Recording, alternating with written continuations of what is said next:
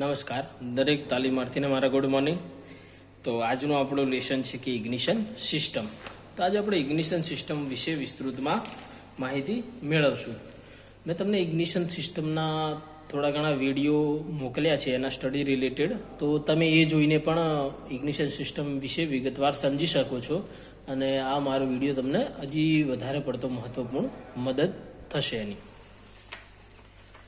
તો ઇગ્નિશન સિસ્ટમની વાત કરીએ આપણે. ઇગ્નિશન સિસ્ટમ, ઇગ્નિશન એટલે શું થાય? ઇગ્નાઇટ એટલે શું થાય? સળગાવવું. ફ્યુલને, બળતણને સળગાવવું. એટલે એ ફ્યુલને સળગાવવા માટે જે સિસ્ટમ મદદરૂપ થાય છે તેને આપણે કહીશું ઇગ્નિશન સિસ્ટમ. ઇગ્નિશન સિસ્ટમ એટલે કે પેટ્રોલ એન્જિનમાં પેટ્રોલ અને હવાના મિશ્રણને સળગાવવા માટે તણખાની જરૂર પડે છે.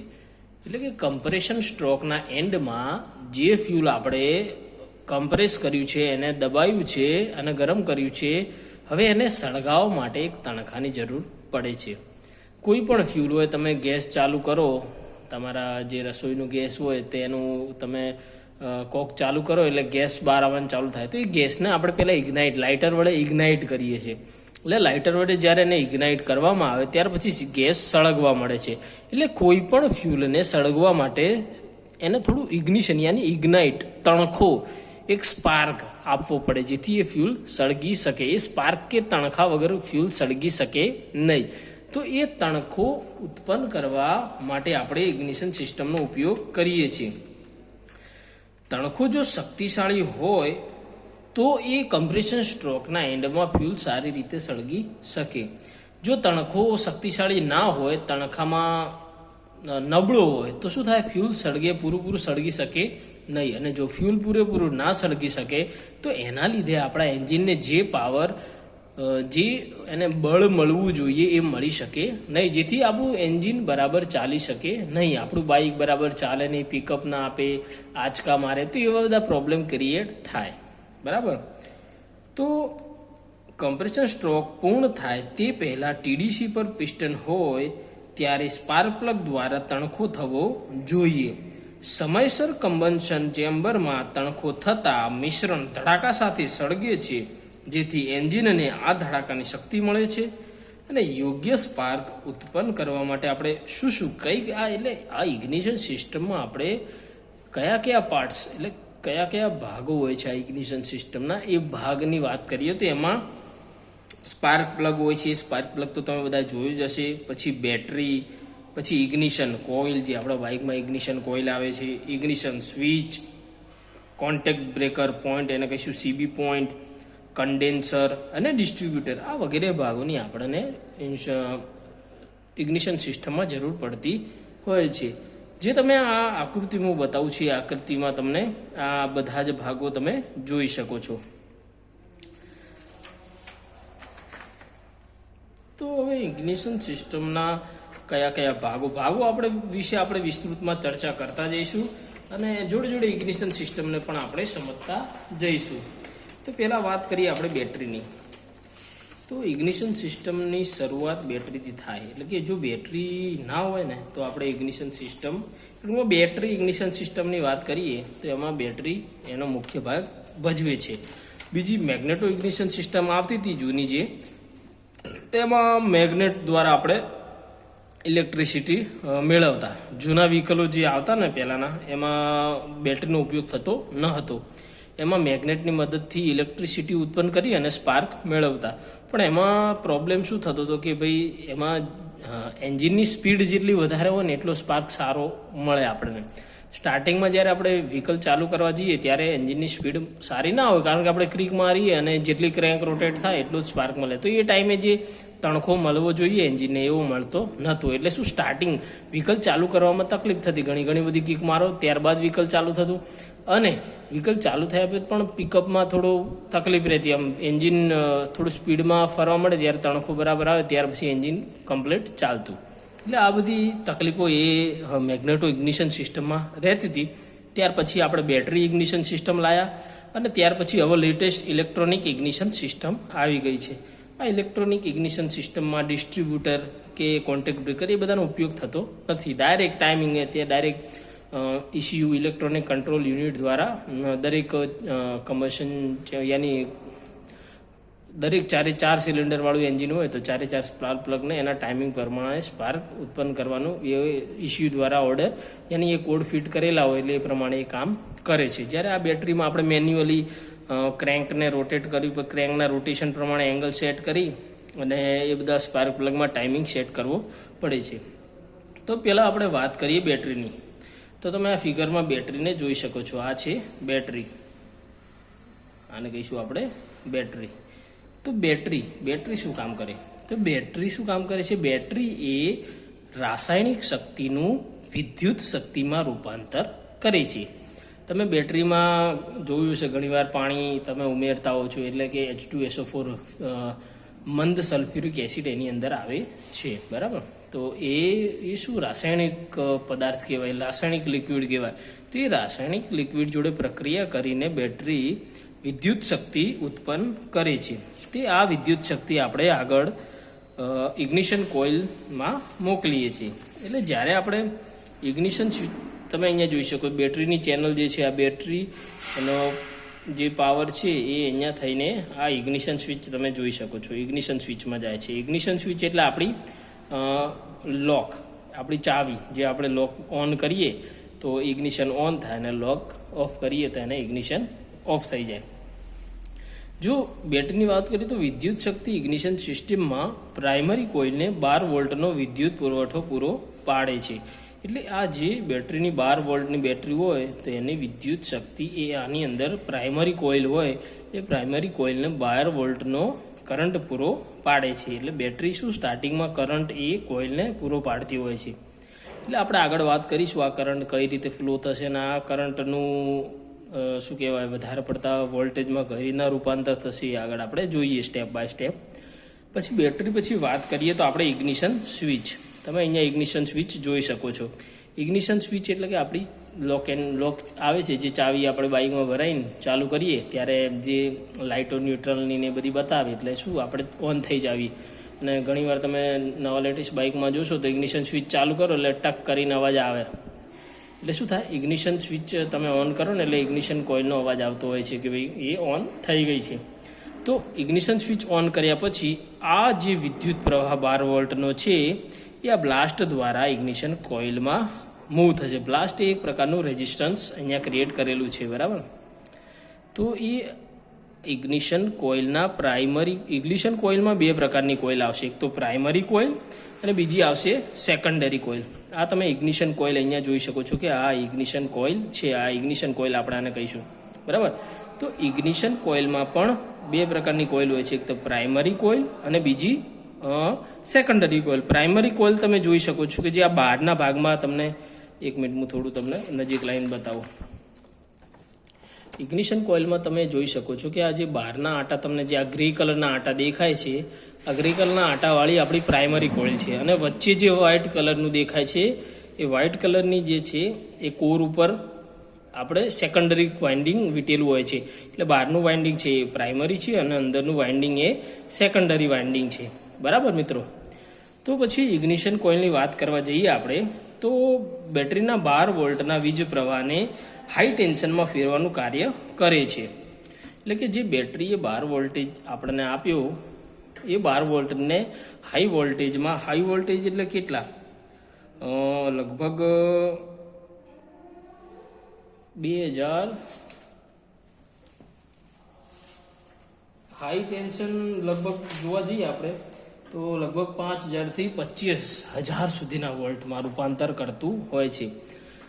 જેવી આપણી બાઇકને જેવો ફ્યુલને રેકવા જેવું બાઇક એનું સીસી એન્જિન એવી રીતના 5000 થી 25000 વચ્ચેના વોલ્ટો એ પ્રમાણેની ઇગ્નિશન કોઇલ જુદી આપણે વાપરીને એટલો વોલ્ટેજ ઉત્પન્ન કરી શકીએ છીએ.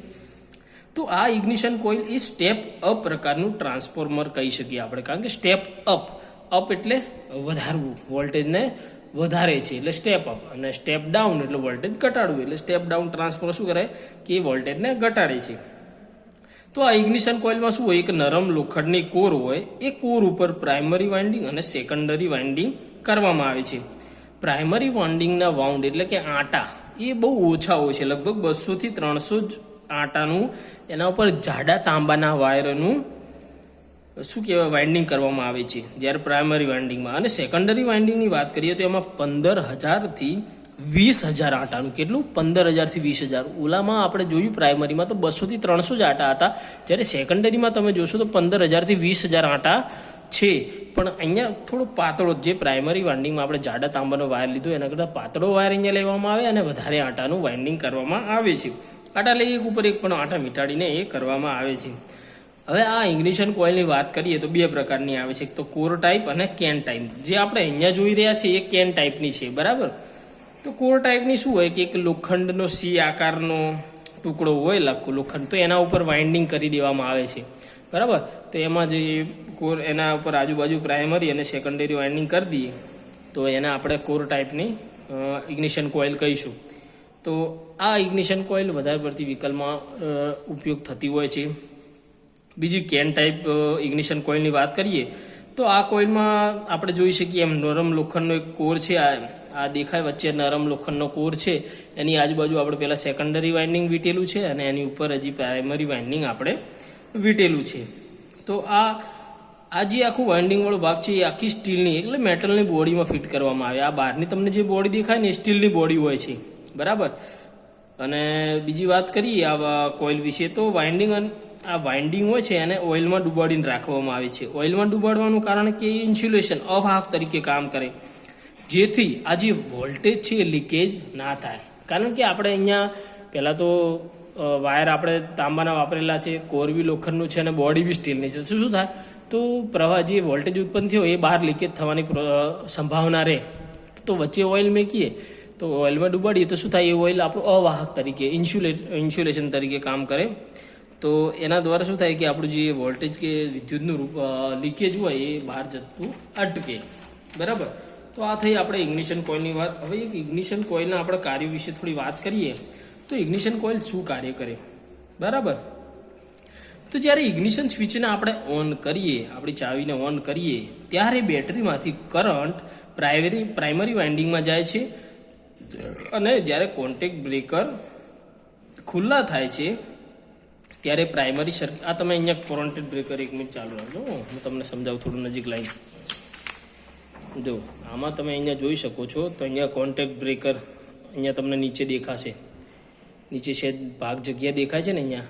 તો આ બે કોન્ટેક્ટ બ્રેકર હોય છે. કોન્ટેક્ટ બ્રેકર શું હોય કે એક કોન્ટેક્ટ ફિક્સ્ડ હોય, તો આ ઉપરનો જે તમને દેખાય એ ફિક્સ્ડ કોન્ટેક્ટ છે અને નીચેનો મૂવેબલ હોય છે. નીચેનો આ કેમ તમને દેખાય છે જે સ્ક્વેર આકારની, ચોરસ આકારની, તો આ કેમ છે ને એ આપણા કેમ શાફ્ટના મુવમેન્ટ પ્રમાણે આ રોટેટ થતી હોય છે. આ રોટેટ થઈને આનો ટીપનો ભાગ આને અડશે ને એટલે આ નીચે તરફ મૂવ કરશે. નીચે તરફ મૂવ કરે એટલે શું થાય, આ કોન્ટેક્ટ ખુલ્લા થઈ જાય. ને જ્યારે કેમ આ ટીપનો ભાગ જતો રહે અહીંયાથી આમ, એટલે પાછી આ કેમ જે સ્પ્રિંગ લગાવેલું એના મદદથી આ ઉપરની તરફ મૂવ કરે એટલે પાછા કોન્ટેક્ટ જોઈન્ટ થઈ જાય છે, બરાબર. તો આને આપણે કહીશું કોન્ટેક્ટ બ્રેકર. આ કોન્ટેક્ટ બ્રેકરમાં સેમ કે ભાઈ આ કેમની મૂવમેન્ટ પ્રમાણે કોન્ટેક્ટ ભેગા થાય અને છૂટા થાય. ઉપરનો ભાગ છે એ ફિક્સ છે અને નીચેનો મૂવેબલ છે. તો આ કોન્ટેક્ટ બ્રેકર. તો જ્યારે આપણે બેટરીમાંથી પ્રવાહ 12 વોલ્ટનો આવતો હોય ત્યારે શું થાય છે કે આ પ્રવાહ એ પ્રાઇમરી વાઇન્ડિંગમાં થઈને આ અહીંયાથી મૂવ થઈને શું થતું હોય છે કે જ્યારે આ કોન્ટેક્ટ બ્રેકર જોઈન્ટ થયેલા હોય છે તો શું થાય, ઉપર તરફ જતો રહે પ્રવાહ. અને બીજો પ્રવાહ શું, આ કેપેસિટરના આપણે બીજું કન્ડેન્સર પર એને કહીએ છીએ, કન્ડેન્સર. તો કેપેસિટર અથવા કન્ડેન્સર. તો પ્રવાહ આ કેપેસિટરમાં સ્ટોર થતો જાય છે. કેપેસિટર જે આપણે પંખામાં યુઝ કરતા હોઈએ છીએ, તો પંખામાં કેપેસિટર કેમ યુઝ કરવામાં આવે, તો કેપેસિટર શું કરે, એ વિદ્યુત શક્તિ એટલે વિદ્યુત વોલ્ટેજ હોય ને એનો સંગ્રહ કરે છે. એ સંગ્રહ કરેલા વોલ્ટેજનો પછી ઉપયોગ કરે છે. એટલે એ આ કેપેસિટરનું કામ શું, વોલ્ટેજ સ્ટોર કરવાનું. તો આ 12 વોલ્ટનો જે કરંટ આમાં આવી રહ્યો છે એ ધીરે ધીરે આ કેપેસિટરમાં સ્ટોર થતો રહેશે, બરાબર. તો હાલ પ્રવાહની દિશા આ બાજુ આમ છે, અહીંયાથી પ્રવાહ જઈ રહ્યો છે પ્રાઇમરી વાઇન્ડિંગ દ્વારા, અહીંયાથી કેપેસિટરમાં જાય છે, અહીંયાથી આ કોન્ટેક્ટ બ્રેકર થ્રુ અર્થિંગ દ્વારા જતો રહે છે કરંટ, બરાબર. પણ બીજી વાત કરીએ, જ્યારે આ કોન્ટેક્ટ બ્રેકર છૂટા પડે, કોન્ટેક્ટ બ્રેકર છૂટા થઈ જાય, બરાબર. જ્યારે આ કોન્ટેક્ટ બ્રેકર છે એ છૂટા થાય ત્યારે શું થાય છે, આ પ્રાઇમરી વાઇન્ડિંગનો જે પ્રવાહ છે કરંટનો અહીંયા એ તૂટી જાય છે. તો આ પ્રાઇમરી વાઇન્ડિંગમાં વીજ પ્રવાહનું જે વહન થતું હતું એ આખી સર્કિટ તૂટી ગઈ શું એટલે શું થાય, વીજ પ્રવાહ અહીંયાથી પ્રવાહ નહીં થાય. તો આનો જે 12 વોલ્ટેજ હતો ને એ ડાયરેક્ટ કેપેસિટરમાં જમા થવા મળશે. પહેલેથી તો જમા થતો તો બીજો વધારાનો થવા મળશે. એટલે શું થશે કે જે બેટરીના 12 વોલ્ટેજ છે એના કરતાં કેપેસિટરમાં જમા થયેલો વોલ્ટેજ એટલે કે વિદ્યુત પ્રવાહ વધી જશે. આની અંદર પ્રવાહ વધી જશે તો વિદ્યુતની દિશા બદલાઈ જશે. જે વિદ્યુત પ્રવાહ આ દિશામાં વહેતો હતો હવે એની ડાયરેક્શન વિરુદ્ધ એટલે કે આમ થઈ જશે. હવે વિદ્યુત પ્રવાહ વધારેથી ઓછા તરફ થયા તો આ વિદ્યુત પ્રવાહની દિશા ઉલટાઈ ગઈ આમથી આમ. તો હવે આ વિદ્યુત પ્રવાહ આમ વહશે એટલે શું, જ્યારે પ્રાઇમરી સર્કિટ અહીંયાથી તૂટી ગઈ તો શું થયું, જે આ પ્રાઇમરી કોઇલમાં જે મેગ્નેટિક ફિલ્ડ એટલે કે ચુંબકીય ક્ષેત્ર ઉત્પન્ન થયું હતું એ ચુંબકીય ક્ષેત્ર પણ નાશ પામશે. કારણ કે વિદ્યુત પ્રવાહની સર્કિટ તૂટી છે પ્રાઇમરી વાઇન્ડિંગમાં, બરાબર, કોન્ટેક્ટ બ્રેકર ખુલ્લા થયા એટલે. તો શું થશે, હવે જે ચુંબક ક્ષેત્ર ખોરવાયું યાની તૂટી ગયું છે તો એના લીધે શું થશે કે આ પ્રવાહ છે જે વધારાનો એની દિશા બદલાઈ ગઈ અને હવે એ આ પ્રવાહ ઊંધી દિશામાં ગતિ કરશે. એટલે આ ઊંધી દિશામાં થયેલો પ્રાઇમરી વાઇન્ડિંગમાં થયેલું પ્રવાહ વહેશે એટલે આ વોલ્ટેજ અહીંયાથી વધારાના વહેશે એટલે શું થશે, સેકન્ડરી વાઇન્ડિંગમાં હાઈ વોલ્ટેજ ઉત્પન્ન થશે. આ હાઈ વોલ્ટેજ એટલે કે 5000થી લઈને 25000 સુધીનો આ હાઈ વોલ્ટેજ ઉત્પન્ન થશે અને આ ઉત્પન્ન થયેલો વોલ્ટેજ ઉપરની દિશામાં ગતિ કરશે. એટલે કે આ હાઈ વોલ્ટેજ ઉપરની દિશામાં ગતિ કરીને ડિસ્ટ્રીબ્યુટરમાં જશે. એટલે સમજાયું મિત્રો કે શું થયું કે જે પ્રાઇમરી વાઇન્ડિંગમાં વિદ્યુત પ્રવાહ વહેતો તો એ વિદ્યુત પ્રવાહ અહીંયા કોન્ટેક્ટ બ્રેકર ખુલ્લા થયા. ખુલ્લા થવાના કારણે અહીંયા જે પ્રવાહની ચેનલ હતી એટલે જે એક આખો માર્ગ હતો એ અવરોધ આવ્યો, તૂટ્યો. એના લીધે શું થયું, કેપેસિટરમાં ડાયરેક્ટ પ્રવાહ જમા થવા મળ્યો વિદ્યુત. તો આ ધીમે ધીમે સ્ટોર થઈને 12 વોલ્ટથી વધારે પ્રવાહ અહીંયા ભેગો થયો. એટલે શું થયું, અહીંયા ઓછો વોલ્ટેજ, અહીંયા વધારે વોલ્ટેજ. તો આ વધારે વોલ્ટેજથી ઓછા વોલ્ટેજ તરફ વિદ્યુત પાહો મૂવ એટલે એની દિશા બદલાઈ ગઈ. દિશા બદલાવાના કારણે એટલે આ પ્રાઇમરી વાઇન્ડિંગ તૂટવાના કારણે અંદર જે ચુંબક ક્ષેત્ર પ્રાઇમરી વાઇન્ડિંગમાં ઉત્પન્ન થયું હતું એ તૂટશે.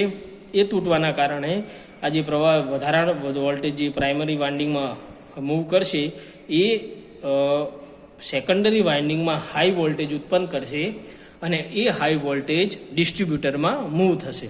બરાબર.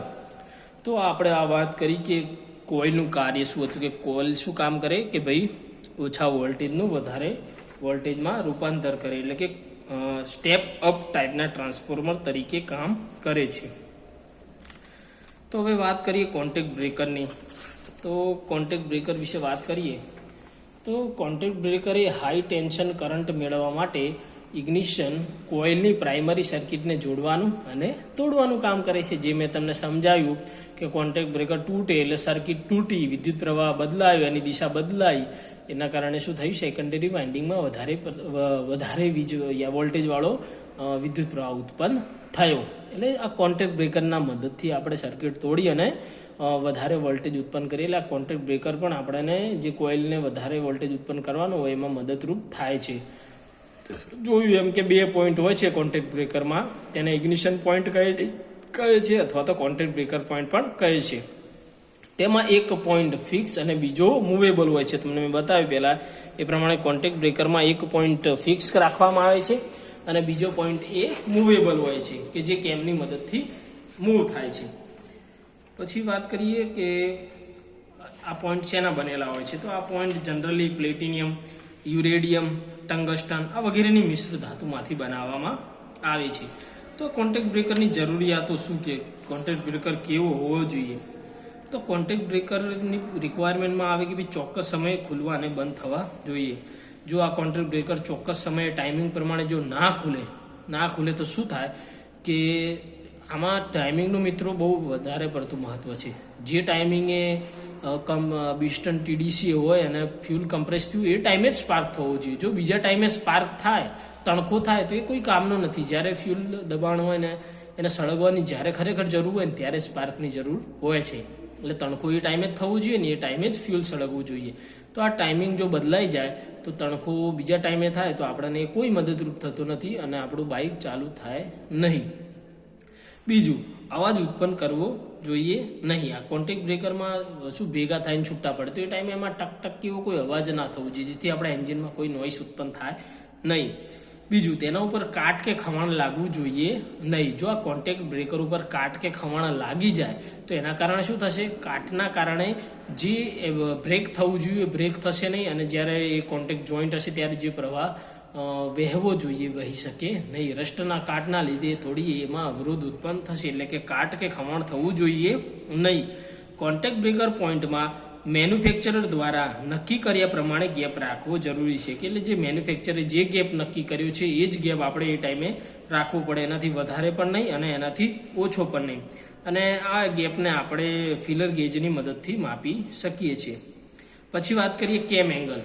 તો આ અહીંયા તમે જે કેમ જુઓ છો કેમ, તો આ કેમ જે આકારની બનાવી છે તો એ જો અહીંયા આપણે બનાવી છે સ્ક્વેર આકારની. તો શું અહીંયા 4 સિલિન્ડર વાળું એન્જિન છે ને, એટલે અહીંયા તમે એને ચોરસ, તો આની લેન્થ અને એંગલ કેટલો રાખવો એ ડિપેન્ડ કરે છે આપણા રોટેશન પર. આપણું પિસ્ટન જ્યારે TDC હોય ને એ ટાઈમે સ્પાર્ક થવો જોઈએ, પહેલાં ના થવો જોઈએ, બરાબર.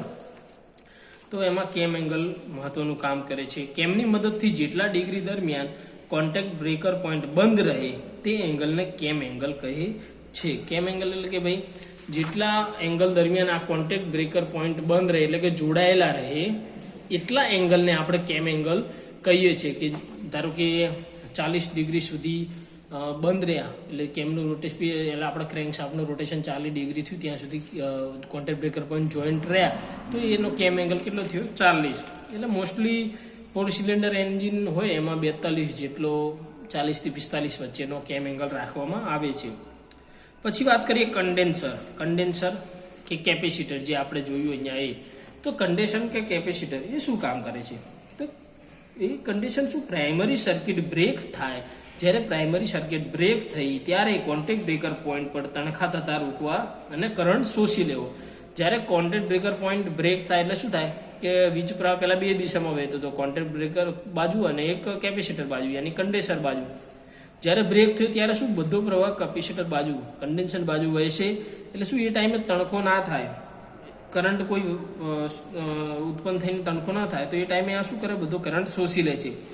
જો કે એનું કામ પણ કરંટ વિદ્યુત પ્રવાહ શોષવાનું જ છે. અને જ્યારે સર્કિટ જોડાય ત્યારે સર્કિટને કરંટ પૂરો પાડી સર્કિટ મજબૂત બનાવે છે. એટલે જ્યારે કોન્ટેક્ટ બ્રેકર પોઈન્ટ જોઈન્ટ થઈ જાય ત્યારે પણ શું કરે? એ સર્કિટમાંથી એટલે એક વીજ પ્રવાહ એનામાં વહેતો હોય એટલે ત્યારે બી કરંટ શોષતું હોય છે.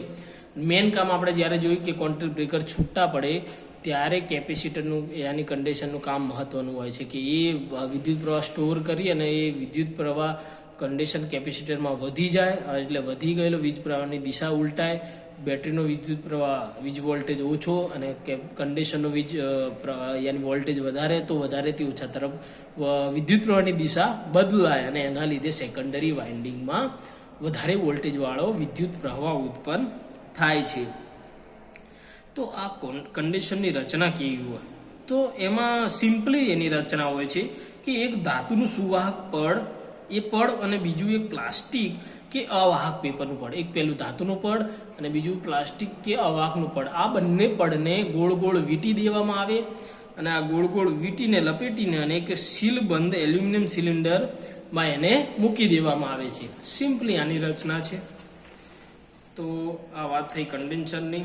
તો આપણે આ બધી વાત કરી કે ભાઈ બેટરી, ઇગ્નિશન કોઇલ, આ ઇગ્નિશન સિસ્ટમ આપણે વાત કરી કે ભાઈ દ્વારા સ્ટેપ બાય સ્ટેપ ભાઈ આ બેટરી હતી, ઇગ્નિશન સ્વિચ, ઇગ્નિશન કોઇલ કે કન્ડેન્સર છે, પછી આ કોન્ટેક્ટ બ્રેકર પોઈન્ટ છે, કેમ એંગલની વાત કરી, પછી આ ડિસ્ટ્રીબ્યુટર મોસ્ટલી આપણે 4 વ્હીલરમાં જોવા મળે.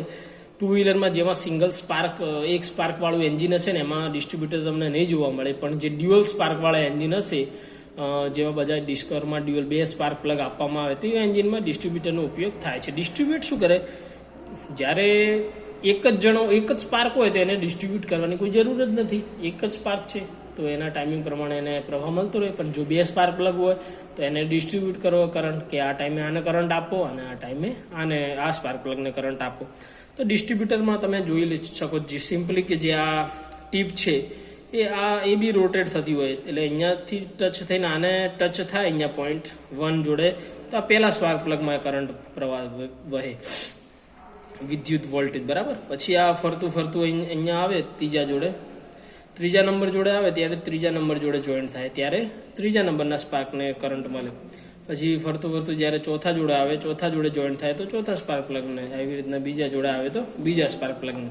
તો ડિસ્ટ્રીબ્યુટરનું કામ કે જુદા જુદા સ્પાર્ક પ્લગને કરંટ જુદા જુદા ટાઈમે આપવાનું થાય છે.